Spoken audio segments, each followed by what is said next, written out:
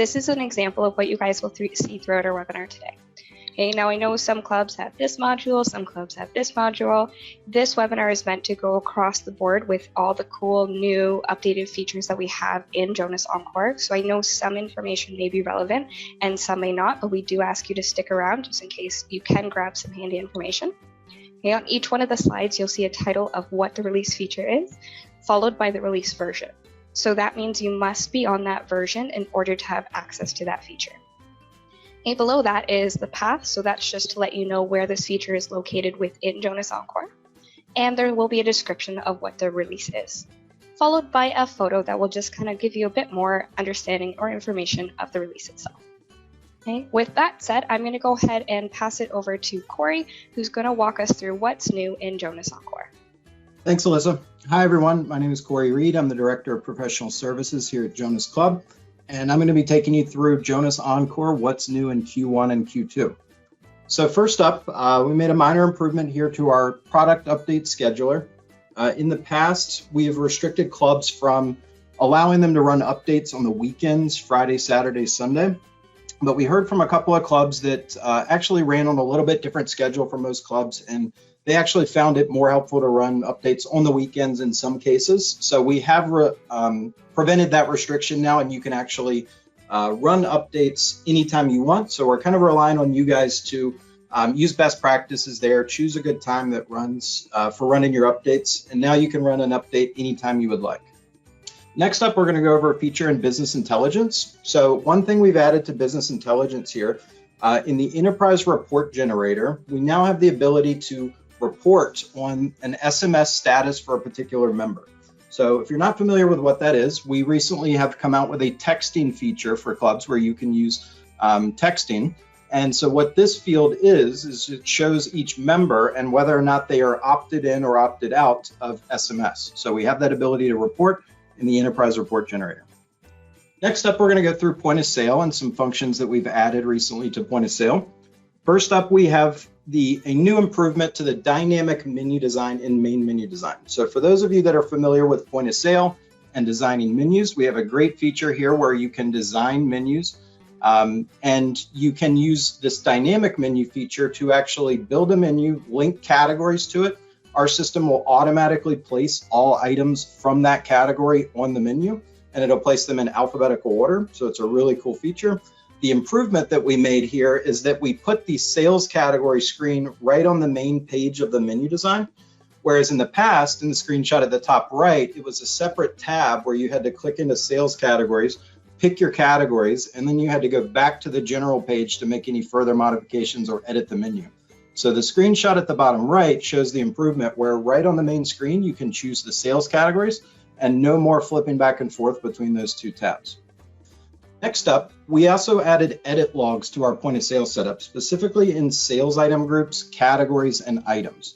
So this is a very helpful tool where you can track edits made to sales items. So if a price was changed on a particular item, if there was prep printing settings changed on items, categories, or groups, we now track those edits so we can trace when things were changed. So very helpful for your staff if they're having trouble understanding like why a price changed or who changed a price, things like that. We can now use these edit logs in our point of sale setups to see that on sales item groups, categories, and items. Next up, we have a wow feature here that I'm going to demo for you.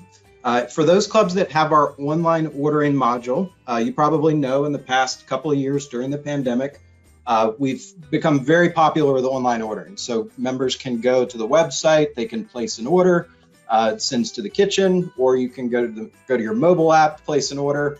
It's a great module. So one of the things that clubs frequently requested with this module is the ability to limit the number of orders that come in over a specified time. So we developed this feature called threshold limits. So the club can go in to a particular outlet that they're using for online ordering, specify their custom time ranges where you can define a limit for your thresholds. Just to demo that briefly for you guys, I'm going to flip over to my Encore system. So where this feature lives is in point of sale. Under the setup section, I can go to online ordering. Here's where I can select my outlet. So like my snack bar, for example. Under snack bar, I can go to my scheduling tool. And this is where the club would typically have their scheduling as to when this outlet is open for online orders. And the new feature here is that we can add thresholds. So in my example here, I've already got Thursday from 4 to 5. I want to allow 10 orders over that course of that hour. If I wanted to add more thresholds here, we have a nice little quick entry tool feature where you can select the day of the week you want to add a threshold for. Then you can select a time frame. Let's say I want to add from 4 to 7, just like in my previous setup. And then you can add the interval time that you want to define. So if you wanted to do 10 orders per hour over the course of those 3 hours, my interval time would be per hour. And then I could put the order limit as 10. Once I hit create, you'll see it'll pop up with a screen just to confirm that that's what I wanted to set up. Once I'm good with that, I would hit accept available dates. And you can see it would add those additional thresholds here. So instead of adding them row by row, we can actually use this quick entry tool to select a particular date, time range, interval, and order limit, and add that to our thresholds here. So this does go per outlet, per day, per time frame. We can set up these thresholds now. And what that would do is limit the members to only allowing 10 orders per hour. In this case, once you get 10 orders in that hour, it would actually prevent the member from ordering any more during that time frame. So it really helps the clubs really space out their orders and not get overloaded in the kitchen by allowing unlimited orders. Along with that, because there is now going to be this restriction, you would potentially want to set up threshold messages. There's a button right here. This is where you can custom define these messages that the member would see in the case of them not being able to place an order. So there's 3 different spots where you can enter these messages. The first one says enter message to display for now orders. So that would be any orders that a member is trying to place for right now as opposed to a future order. And then you could put your custom message here to say, we're sorry, the order limit has been reached. Please try again later. But you can certainly choose your own wording and for that particular message. Next up, you can do a message for future orders, but when other times are available is the key here.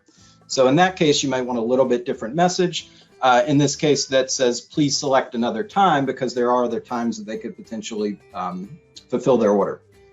Lastly, you can do a message that is for when there are no other times available. So that's where you could put your message that, sorry, your order limit has been reached and no other times are available at all. So in each of those scenarios, you could have a little bit different message. So this slide just further demonstrates a couple of those features that I showed you there, such as the threshold messages that you can customize, along with a quick entry tool for online ordering threshold limits. Lastly, another feature involved with threshold limits is you can actually define menu groups as not applying to the threshold limit. So let's say you have something that's pre-packaged or pre-prepared. So you have salads already boxed, sandwiches that are pre-wrapped. In those cases, you could actually exclude those menu groups from counting towards the online ordering throttling. So that option is actually in the menu setup, just to demo that for you guys. If I close out of my scheduling and go to the edit menu setup, here I could double click on a menu group, such as salads, for example. Let's say they're already prepared. And here's the option to exclude them from counting toward the throttling or threshold. Okay. Also, a couple other things we've added to online ordering. We also added a threshold inquiry, which allows you to inquire on where the current thresholds are. So you can see in this screenshot how many orders have been taken, what is your order limit, and then how many orders are available. So the staff can see in real time where you are as opposed compared to your thresholds that are set up. Additionally, the last feature here we've added is there is a new tab in the online ordering queue program that you can see which orders are rejected. So if members have tried to place an order, but then they were prevented because of those thresholds, you can see which orders were rejected. And then potentially maybe you want to reach out to the member, place their order anyways, things like that. You have a record here of which orders were rejected. So next up, a feature we've added recently to our credit card slip forms. We had lots of clubs recently ask for this field. So what the field is that we added to your credit card slip form for those clubs that are integrated with credit card processing, we're allowing you to place the server's first name and just their last initial. So this was a privacy concern from quite a few clubs. Their staff did not like their full name on the receipt, so that if guests came in or non-members or whomever that they didn't know, they didn't want their full information out there. Those servers and clubs have requested that we simply put the user's first name and then their first initial of their last name. So this is a new field that we can now add to your credit card slip that prints when you process a credit card. Next up, we have an enhancement to the record manual chits program, specifically in the import portion of this. So there is an option when you're recording manual chits in point of sale, you can import a batch of charges from an Excel file. So in this case, the enhancement we made is an option to choose how covers are handled. So covers can be calculated in a number of different ways, especially if you have the same member listed multiple times in the same sales area. So we can choose how those covers are calculated. The first option is you can actually combine rows that have the same member number, reference number, sales area, and covers. So that would combine those like records.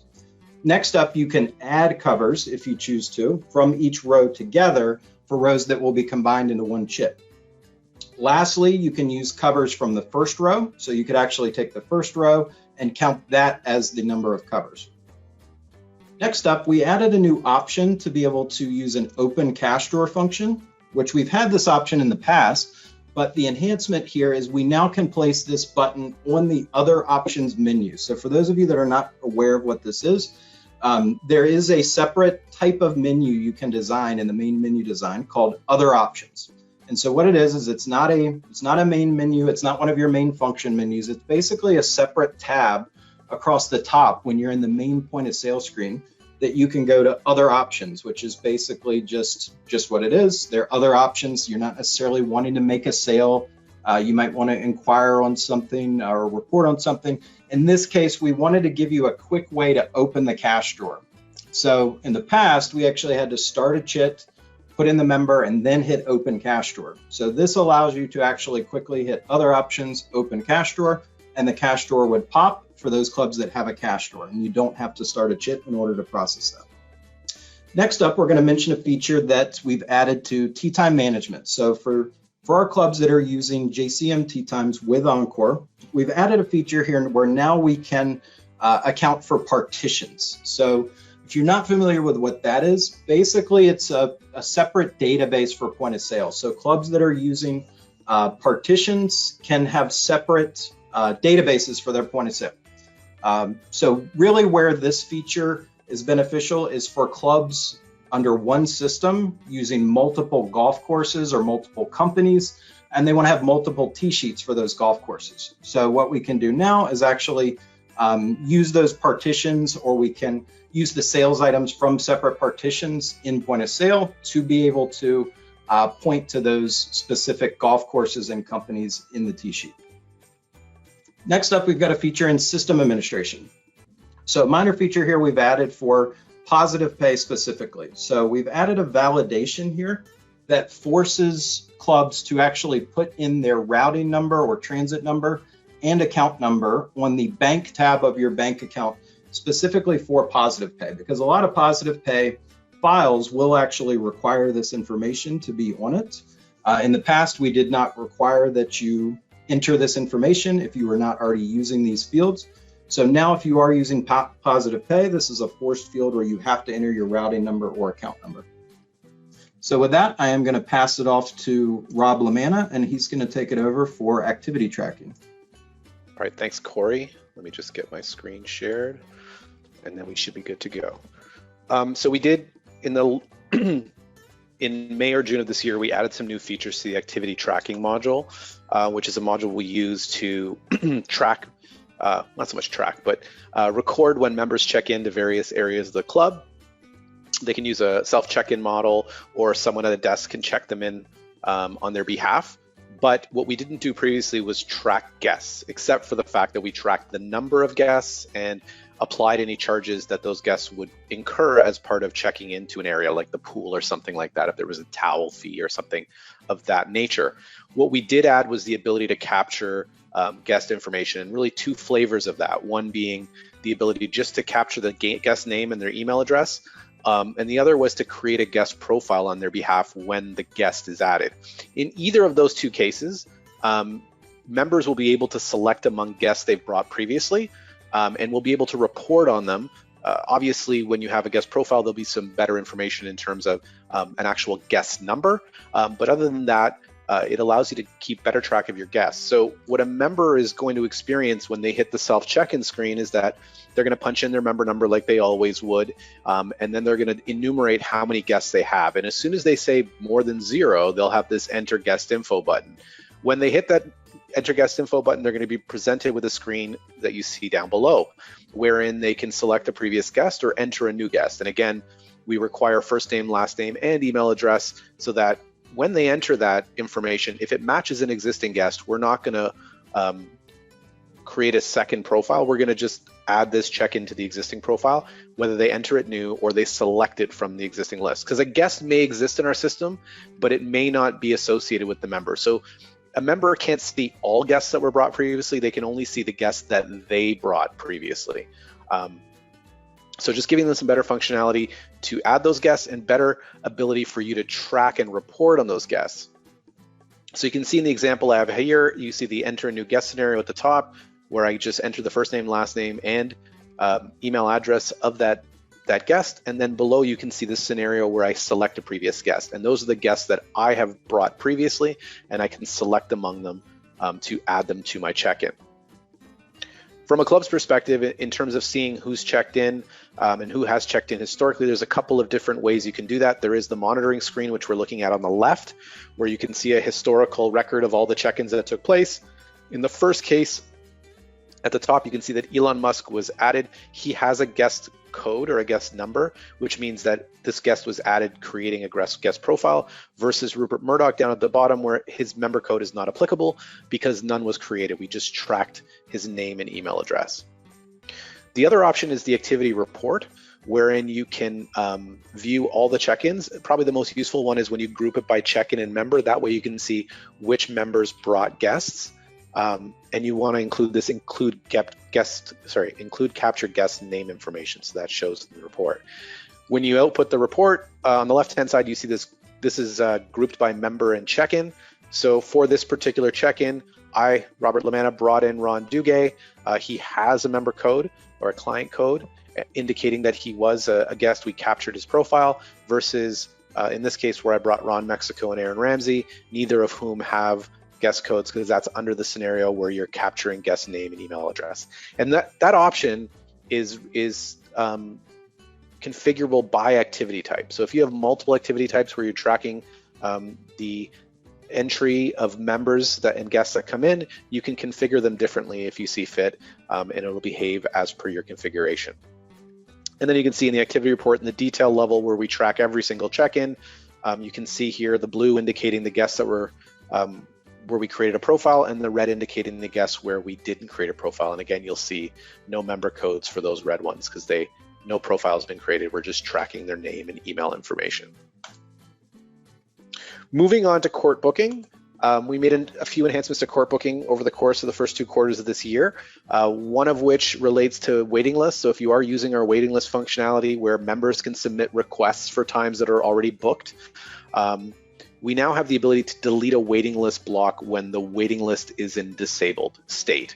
So we offer this function so that if you don't want, if you want to rearrange your schedule on a given day, you can disable the waiting list so that none of the times are going to be blocked or offers are going to be sent as you're deleting bookings. What we added to this is while you're in that disabled state and there already are offers that are out pending, you can now delete those waitlist blocks like you see here in this gray area. What happens when you do that is that it's going to kill all the offers that are outstanding, because the intention of deleting is probably to move another booking or a block into that slot as you want to manipulate your schedule. So what'll happen is after the deletion takes place and you re-enable the waiting list, the system will go through all the courts and all the outstanding requests that are against it, and then create new blocks where necessary, where there are people requesting times that have recently become available as a result of your rearrangement of the schedule, and we'll send out new offers to them. Anybody holding an old offer that attempts to act upon it by clicking on the link and trying to make the booking online, they'll be informed that their offer is no longer valid. But if they are still entitled to an offer, one will be sent to them subsequently via email, like I said, when the waiting list is re-enabled. We also added a sort of a shortcut to get to point of sale. And what it is a flag you can enable in court settings, which says always assign charges to the appropriate client. So previously, you probably would have encountered the assign charges screen in court booking when you launch point of sale, where it would allow you to go in and assign charges from one member to another or split charges among multiple members. And if there were multiple charges being applied on a given booking, some which were applicable to one member and some which were applicable to another, unless you hit that screen, those charges would all be attributable to the person who made the booking. What we did was we said, when you check this flag, if there are multiple charge lines applicable to different people, create as many tickets in point of sale as necessary without requiring you to hit that assign charges screen. Of course, the assign charges screen is always available to you should you want to do splits or anything of the like. But if there are charges that are assigned to specific people based on their privilege within the booking, then we will assign those charges automatically when this flag is checked, and you'll get as many tickets as there are unique members to be charged. So looking at this particular example on this slide, you'll see down at the bottom that member 1977 has 2 charges that are applicable, and a third charge is being applied to member 2023. In this scenario, we would create 2 tickets, one for 1977 for a total of $110 plus surcharges, and one for 2023 of $65, and you wouldn't have to encounter that assign charges screen. Like I said though, if you wanted to go into assign charges and reassign the charges to different people or split charges among multiple people, you have that capability, but you're just not being forced to encounter it en route to point of sale. We made another change within court privileges where we are not going to be counting bookings for players in positions 3 or higher towards their booking per period count. So within a given privilege, you can restrict members to make a certain number of bookings in a given period, per day, per week, per month, or per year. You can also check this flag that we've added for players 3+, where you can say, when that's checked, we're not going to count any bookings against members who are in the 3rd or higher position on a booking. So what I mean by that is, if someone makes a doubles booking, players 1 and 2 would count under this privilege. However, players 3 and 4 wouldn't count. So for example, if you're only allowed 1 booking per day and somebody makes a doubles booking on your behalf for another point in time on that same day, we wouldn't count those bookings for players 3 and 4. They would be effectively exempt from that counting, and thus they would be able to make the booking without any failure as far as a rule violation is concerned. Moving along to dining reservations, we added the ability to send out responsive email confirmations through dining reservations. So this is something we plan to extend to other modules, but what it effectively means is that when a member receives a confirmation on their mobile device, it will appear in a readable format, no requirement to pinch and zoom, no requirement to open an attachment. All of the relevant information will be contained within the email. Now, these templates are a little bit less customizable than some of the forms we create today. However, very simple. You can configure it yourself. You can insert an image from the internet. So if you have any images on your website that you want to include, you just need to grab that URL and put it in. And then you can configure a lot of the information surrounding the booking information. The booking information where we see starting from main dining room here, table for 1, that's sort of hard-coded data that's coming out of the system based on what was booked. But above, below the image you see, all of that is customizable. And like I said, will be sent out to members in a format that's equally readable on a desktop computer or on their mobile device, as you can see on the right. Here's the configuration screen. So like I said, you have the ability to configure the image URL, a title, a confirmation message. This section here, the body data section, that's the information that's coming from the system relating to the booking, and that is not editable. And then you can have some closing comments, calls to action, etc. So a lot of what I've seen is members indicating within the confirmation message any dress code requirements, any specials they may be offering at that particular time. And then in the message to from the restaurant is usually something to do with a call to action. If you have any questions or concerns, please reach out to this person, providing their email address, their phone number, etc. And it is quite easy to edit. As you can see, you just click on the section and you're able to go in and modify the elements therein. So a nice improvement, not only to be experienced by members, but also from your perspective in terms of being able to modify those forms without asking for assistance from our support team. We also introduced what we call facility group thresholds. This was a request from many clients, where oftentimes you have the same kitchen servicing multiple dining facilities.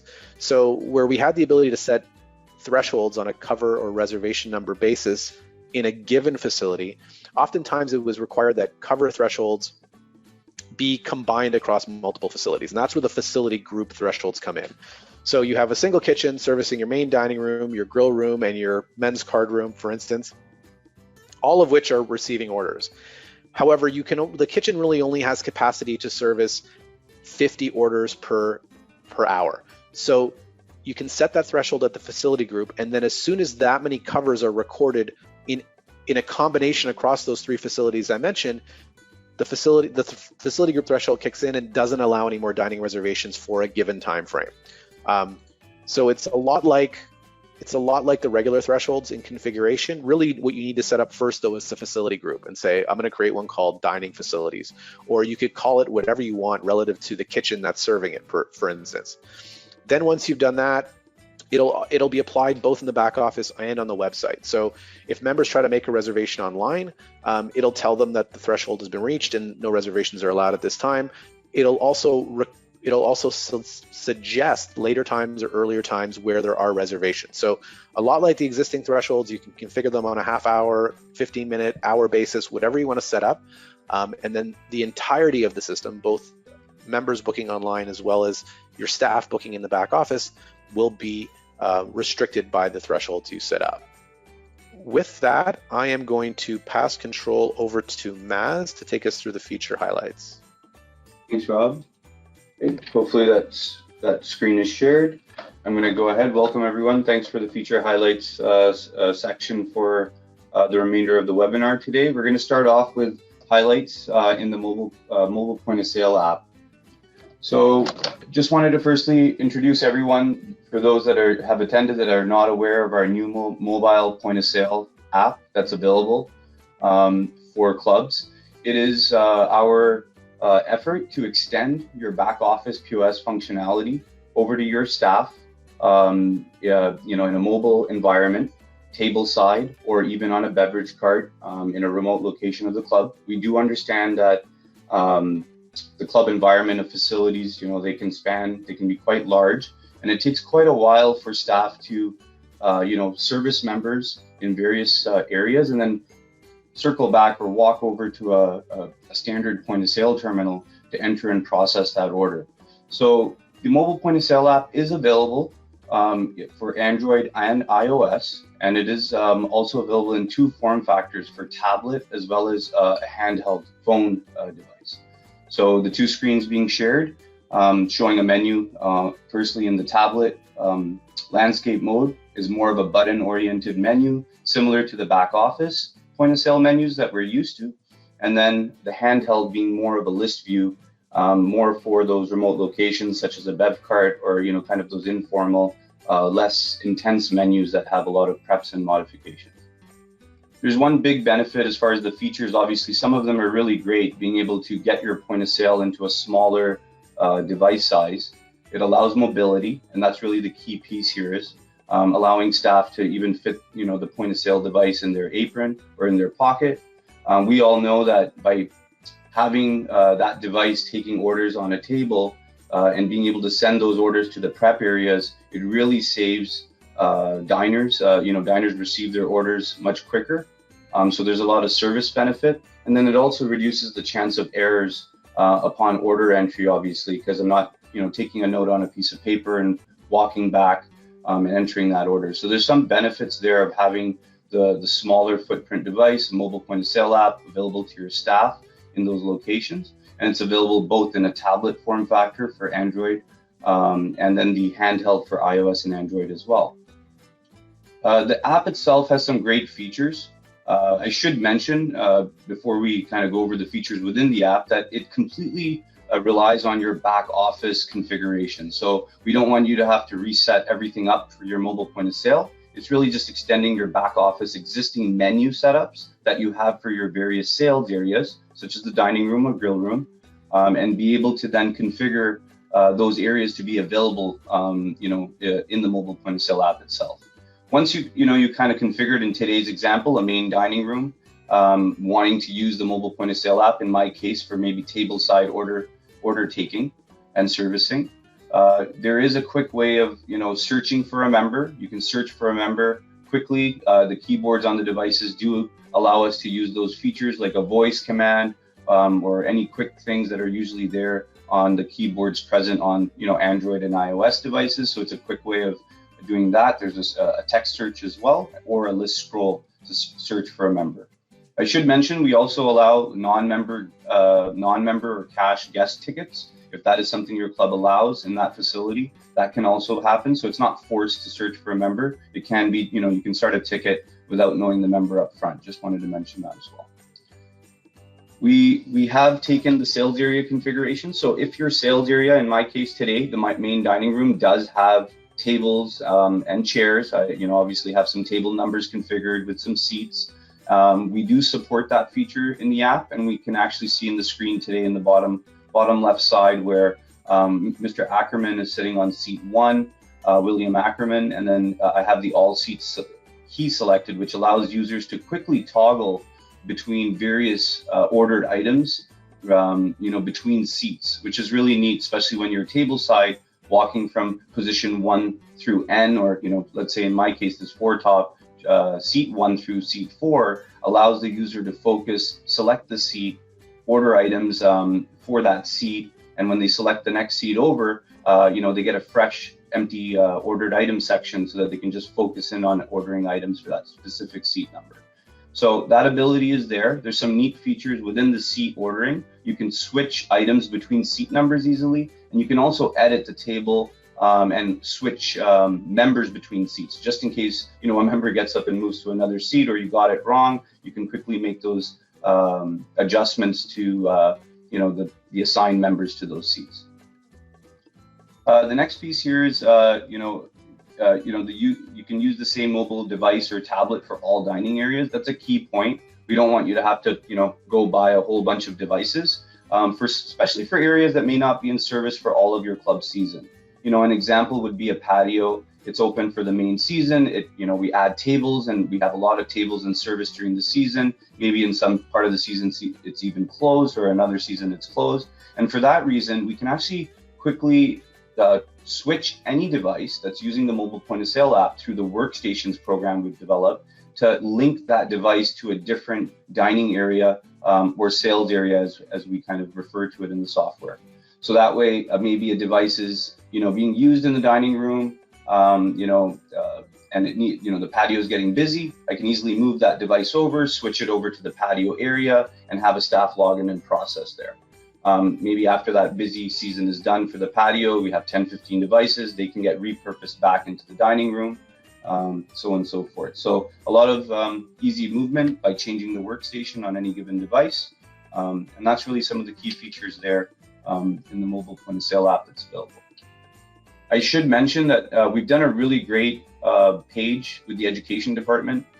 We've kind of kept all the product information regarding hardware, supported printers, a lot of the education screens on how to set things up. They're all in a web link called Mobile POS Resources. This link is great. So those that are interested in more and seeing what the mobile point of sale app has to offer today, that link is a great reference to go through.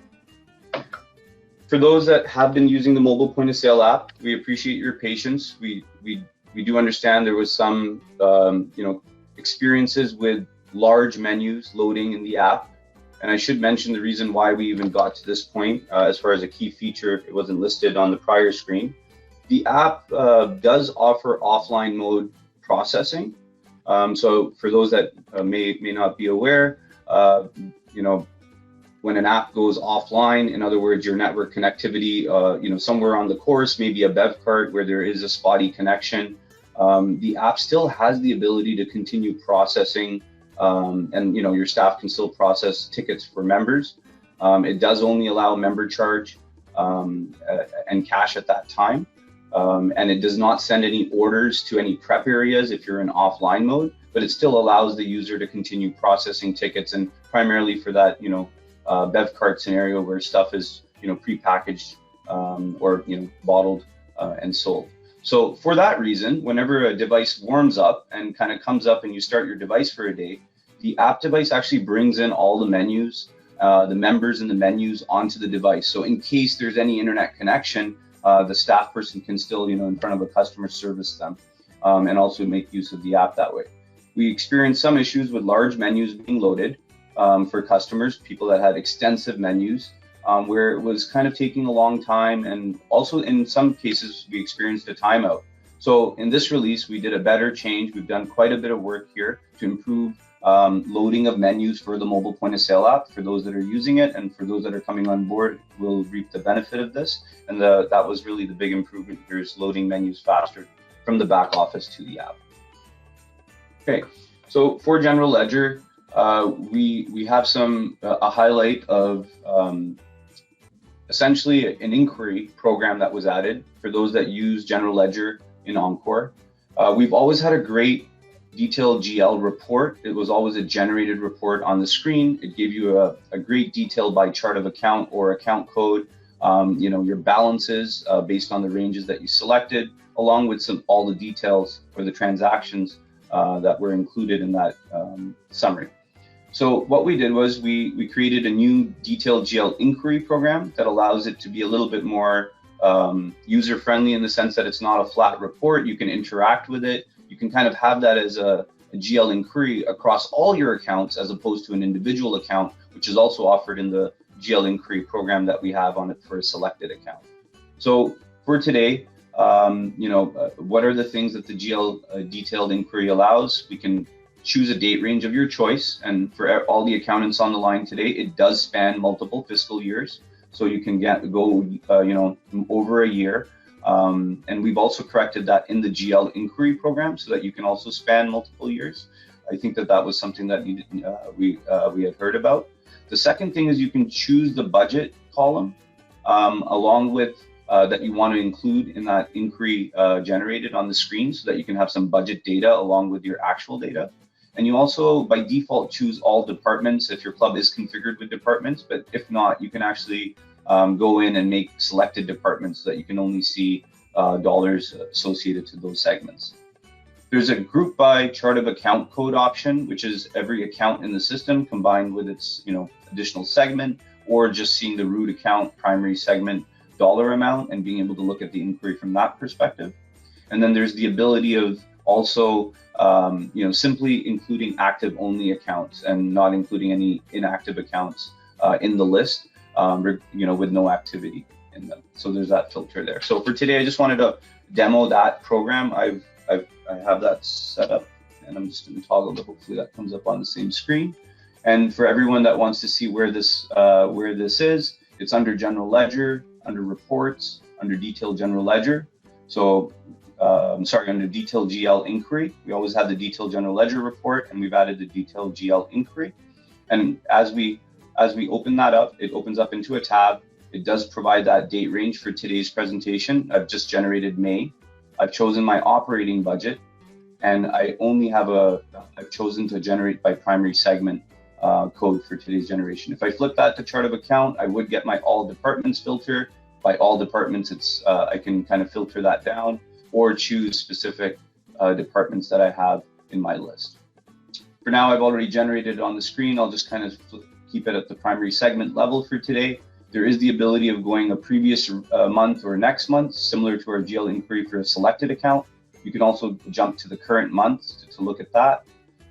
There is also an export to Excel, and there's also a look for with a column filter tool, which makes this highly usable for a lot of the, controllers or individuals that use GL on today's line. So once I enable that filter row, as we can see, I have every account, in this case, my operating account, with an opening balance, some debits, credits, a net change, closing balance, and I get to see that budget, if any, and account type and subtype. I can kind of scroll down the list and get down through account types and look at certain accounts, or I could kind of keep this up generated for the first time on the screen for the day, turn on my advanced filter, and if I want to look at a certain account, like account 4000, I can quickly search for my dues account, and I'm looking at my dues account, and then I can also expand it down and kind of look at the details behind that. So just to kind of show the filtering capability, it is like having all your chart of accounts generated based on those parameters, and then being able to filter and search for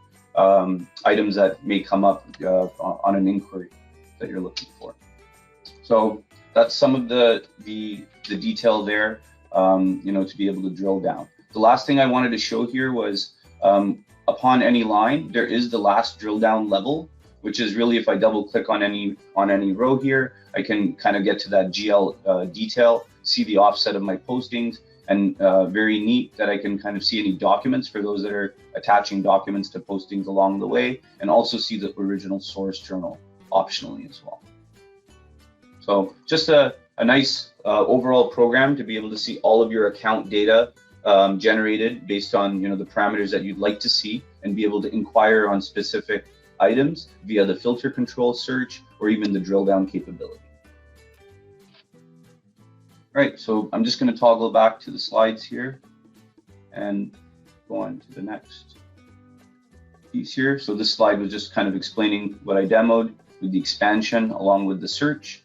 And there's also a summation feature, which I didn't demo, but at the bottom, there is a right-click option to be able to sum based on the filter that you've set. So that way you can do quick calculations based on the filters that you've applied to the results that's on the generated screen.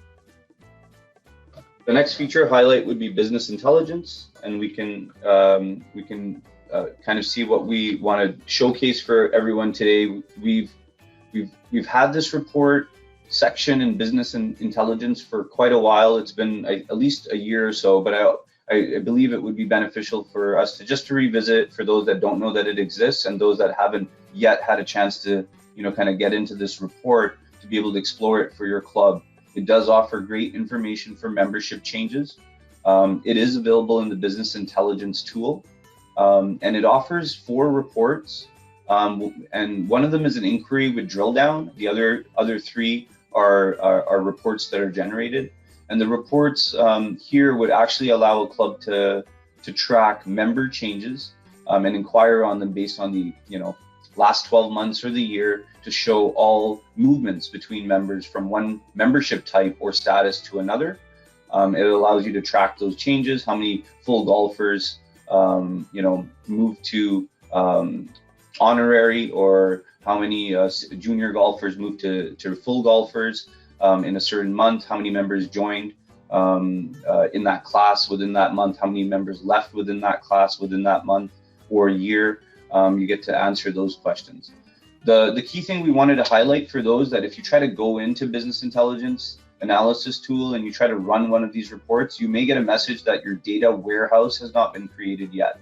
So we wanted to just take a little bit of a note for today for everyone, that if you are interested in running these reports, you will probably need to go to your system administrator, ask them to go to their system admin menu, system setups and companies, and they would have to select the company that you'd wish to generate the reports for if you are multi-company installed. And then there's a flag that reads enable data warehouse reporting. So once you enable that flag, it does take possibly a couple of nights for the entire data set that these reports are powered on to be generated and created for use. So that's just the disclaimer here, is that if it's something that's not been enabled already, just be a bit patient. Once the flag is enabled by your admin that has access to companies, and you go into the menu under business intelligence analysis tool, you may get a message that your data warehouse has not been created yet. Just be patient. Once that flag is enabled, it builds overnight. And after those couple of nights, depending on your data set size, how many members you have, that data would then be available, and you could report on it with these analysis tool reports that are here.